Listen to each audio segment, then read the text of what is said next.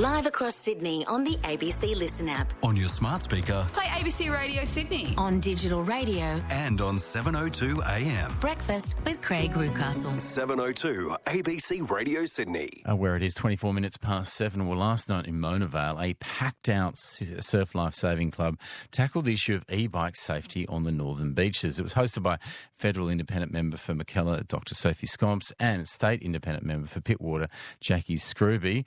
Jacqui Scruby joins us now for a bit of an update on what happened. Morning, Jacqui. Morning, Craig. So, we talked to you ahead of the forum. What was it like? Was it heated?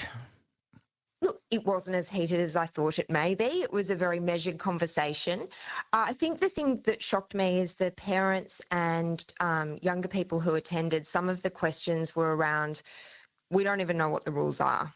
As a parent, my child owns an e-bike, we're not even clear on what the rules are. And I think that reflects the complexity of the legislation, both at state and federal level, that we're grappling with. And it, I suppose, is the core of the problem, because I know yesterday we spoke about, I didn't even get to the issues around enforcement. But it was clear last night there needs to be the education first, particularly if laws do change, and particularly as the government is intent on progressing and promoting e-ridables, including e-bikes. Yeah, so there were people there. There were clearly pleased. There were people there yesterday who were parents and kids who were obviously pro e-bikes and just saying we don't know enough about this. So there was a kind of mix of people who were in favour of e-bikes and those against at the forum. That's right. I think definitely more people who were there concerned about the risks of e-bikes, and those risks are apparent. And of course, that's the thing that, I'm particularly focused on, is not necessarily an e-bike per se, but the ones that are readily unlocked, the Derotis, the Fat Boys, that can be unlocked with a, click of a fingers, 4-digit code, and can be then ridden up to 50 kilometres an hour. And that often accompanies really dangerous behaviour, often by people who don't have driver's licenses because they're younger and they don't know the road rules. So I think there was a mix of people, but what was clear was there needs to be an education program. We do need changes at federal level with Commonwealth laws. I think it was Barnaby Joyce and Kevin Hogan who changed the laws a number of years ago, which has allowed an influx of bikes into the country that don't have a standard that they need to meet and therefore can be readily unlocked very, very quickly.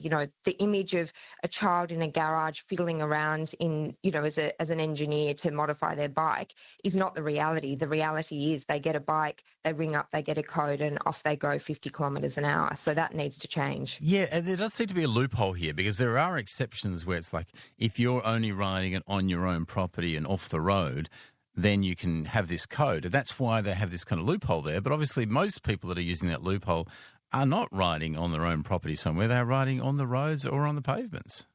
Exactly right. And We Ride was there last night, and what was interesting was the discussion around, we can have standards, we can use technology to be able to limit these bikes.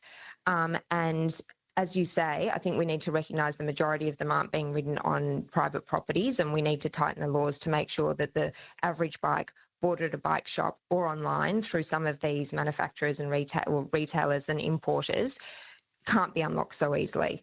And that would eliminate most of the problems. But then second to that, if we have riders who don't know the road rules, we need to teach them the road rules. And that's why I'm a big supporter of licensing. And we had some principals attending last night who are willing to trial a program like Cronulla, where kids have to do a licence test, they have to get their bike checked that it's not unlocked, and then they can park on the school grounds. Yeah, okay, so do it through schools, and schools were willing to do that.